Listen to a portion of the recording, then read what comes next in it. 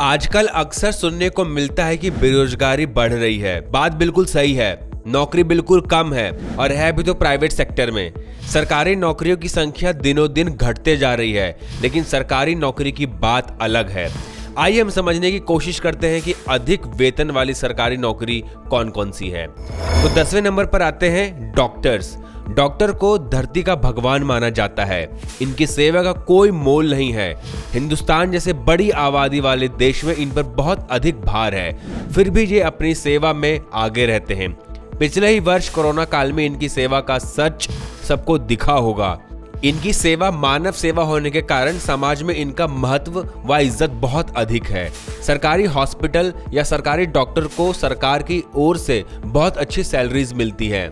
इसके अलावा अनेक भत्तों के साथ साथ कई सुविधाएं भी प्रदान की जाती है। 9वें नंबर पर आते हैं विश्वविद्यालय या सरकारी प्रोफेसर।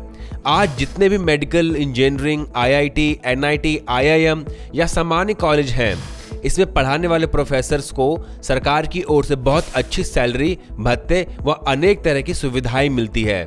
इस क्षेत्र में अवकाश बहुत अधिक होता है। छात्रों के बीच रहने के कारण इनका हमेशा ज्ञानवर्धन होता है।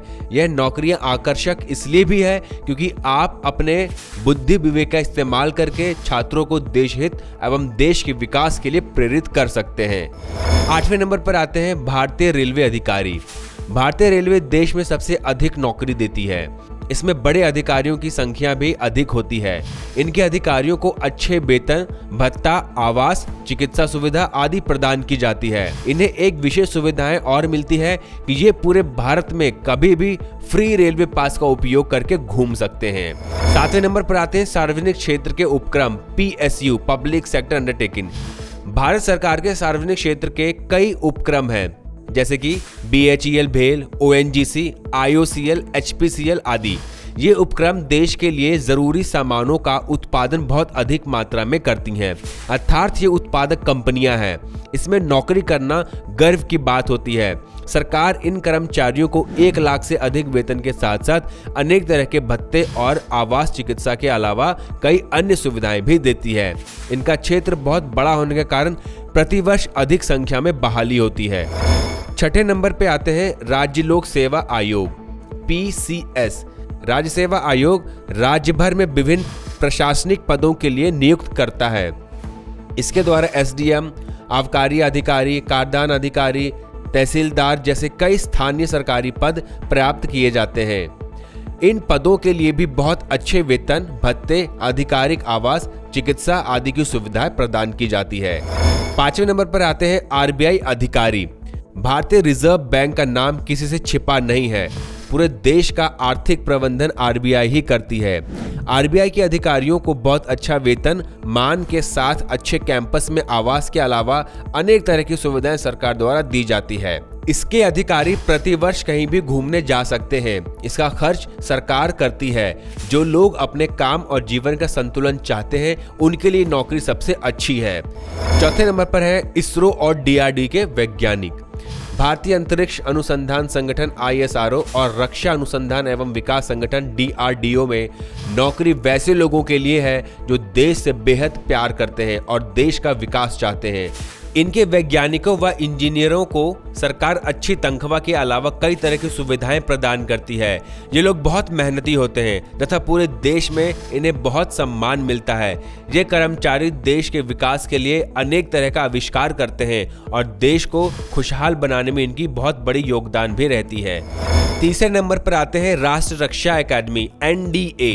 NDA के द्वारा आप भारतीय सेना के थल सेना, नौसेना और वायुसेना में नौकरी पा सकते हैं। अगर आप अच्छी सैलरी और पुरस्कार चाहते हैं तो इसमें आपको बेहतर अवसर मिलेगा। इसमें आपको वेतन के साथ साथ अनेक भत्ते, आवास, गाड़ी, चिकित्सा सुविधा मिलती है। इस नौकरी को प्राप्त करने के लिए व्यक्ति को NDA CDS जैसी परीक्षा पास करनी होती है। 2रे नंबर पर आते हैं IAS एवं IPS। IAS को भारतीय प्रशासनिक सेवा तथा IPS को भारतीय पुलिस सेवा कहा जाता है। इन दोनों पदों पर UPSC क्लियर करने पर बहाली होती है। IAS विभिन्न जिले में कलेक्टर के रूप में कार्यरत रहते हैं तथा राज्यों और केंद्र में सचिव के रूप में कार्य करते हैं। इनके पास जिम्मेदारी बहुत अधिक होती है। इनका रुतबा भी बहुत होता है। पूरे जिले अथवा राज्य कर्मचारी इनके अंदर होते हैं। इनका मासिक वेतन करीब 2 लाख रुपए होता है। इसके अलावा इन्हें अनेक तरह का भत्ता दिया जाता है। इनके लिए सरकार अलग से मकान, गाड़ी, ड्राइवर, नौकर, माली, सुरक्षा गार्ड के अलावा और भी कई सुविधाएं प्रदान करती है। आईपीएस पुलिस के बड़े अधिकारी होते हैं। इनका वेतन भी 2 लाख रुपए से अधिक और अन्य भत्ता भी मिलता है। इन्हें भी आईएएस की तरह मकान, गाड़ी, ड्राइवर, नौकर, सुरक्षा गार्ड आदि सरकार अलग से देती है। और अब पहले नंबर पर आते हैं भारतीय विदेश सेवा IFS। लोक संघ सेवा आयोग अर्थात यूपीएससी द्वारा पूरे देश में प्रति वर्ष परीक्षा का आयोजन किया जाता है। इसे देश की सबसे बड़ी परीक्षा मानी जाती है। इसे क्लियर करने वाले छात्रों की संख्या बहुत कम होती है। इस परीक्षा में पास होने वाले सबसे अधिक अंक प्राप्त छात्रों को IFS की नौकरी मिलती है। इन्हें राजदूत के रूप में विदेश में नौकरी करनी होती है। राजदूत किसी अन्य देश में हमारे देश का प्रतिनिधित्व होता है। वह दोनों देशों के बीच की कड़ी का काम करता है। सरकार की ओर से इन्हें 2.5 से 3 लाख रुपए महीने की सैलरी और कई तरह की सुविधाएं जैसे मकान, गाड़ी, ड्राइवर, बिजली, फोन, नौकर आदि मुहैया कराया जाता है। इन्हें वेतन के अलावा और कई तरह के भत्ते भी दिए जाते हैं। इनका कार्यकाल किसी भी देश में अधिकतम 3 वर्ष का होता है।